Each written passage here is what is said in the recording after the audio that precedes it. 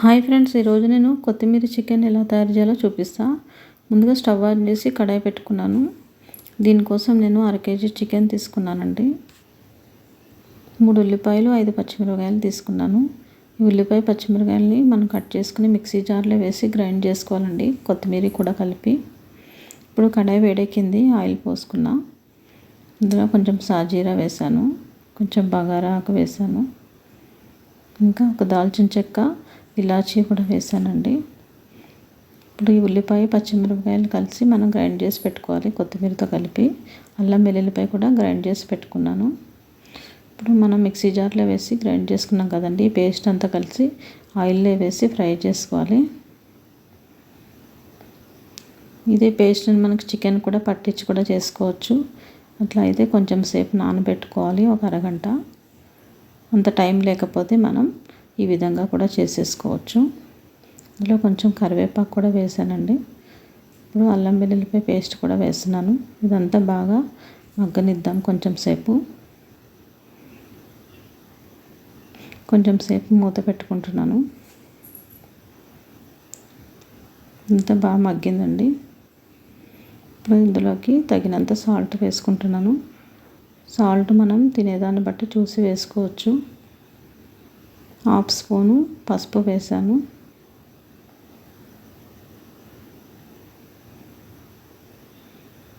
మనం ముందుగానే ఇవన్నీ కలిపి చికెన్ పట్టించుకుని ఒక అరగంట టైం ఇచ్చి ఫ్రై చేసుకోవచ్చండి, అప్పుడు ఇంకా నానుతుంది.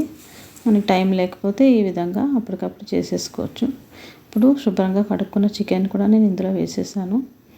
ఈ చికెన్ ముక్కలకి మొత్తం మసాలా అంతా పట్టే వరకు బాగా కలుపుకోవాలి.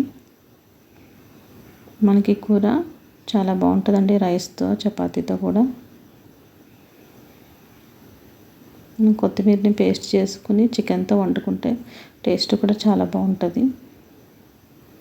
కొంచెం సేపు మూత పెడుతున్నానండి.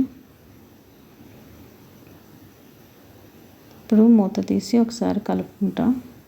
ఇందులో 3 ఎండుమిర్చి వేసాను. ఎండుమిర్చి వేస్తే కూడా చాలా బాగుంటుంది. ఇప్పుడు ఇదంతా ఒకసారి బాగా కలుపుకుంటున్నాను.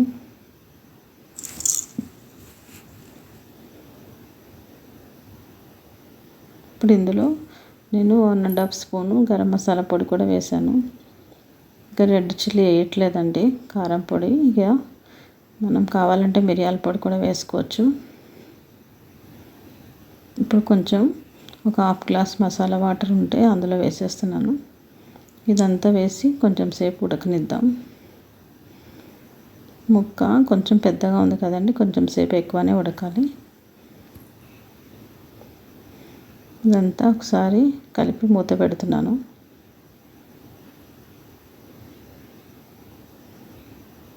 ఇదంతా ఉడికేదాకా కొంచెం సేపు మనం వెయిట్ చేద్దాం. ఇప్పుడు మూత తీసి ఒకసారి కలుపుతున్నాను. కూర ఇంకా కొంచెం సేపు ఉడకాలి.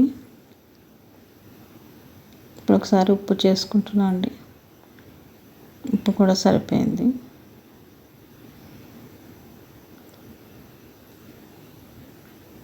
ఇప్పుడు కొత్తిమీరని కూడా నేను శుభ్రంగా కడుక్కొని పెట్టుకున్నాను. కొత్తిమీర కూడా అందులో వేసుకుందాం. కూర ఇంకా చిక్కగా అవ్వాలి. కొంచెం సేపు మళ్ళీ మూత పెట్టాను. ఒకసారి మూత తీసి మంచిగా కలుపుకోందాం.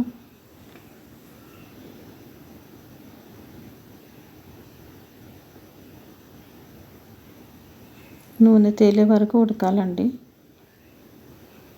ఇప్పుడు కొత్తిమీరని శుభ్రంగా నీళ్ళల్లో వేసి ఇసుకంత పోయే వరకు మంచిగా కడుక్కొని కూరలో వేసుకోవాలండి.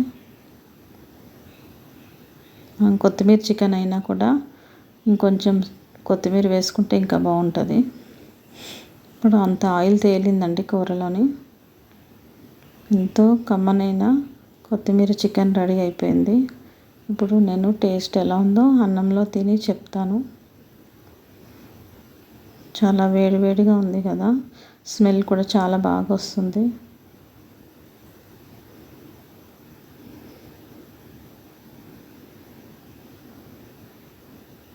కొత్తిమీర అది కలిపి చేసుకున్నాం కదండి, ఫ్లేవర్ కూడా చాలా టేస్ట్ బాగుంటుంది.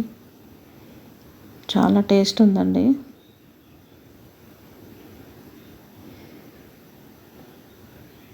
ఒకసారి మీరు కూడా ట్రై చేయండి ఫ్రెండ్స్.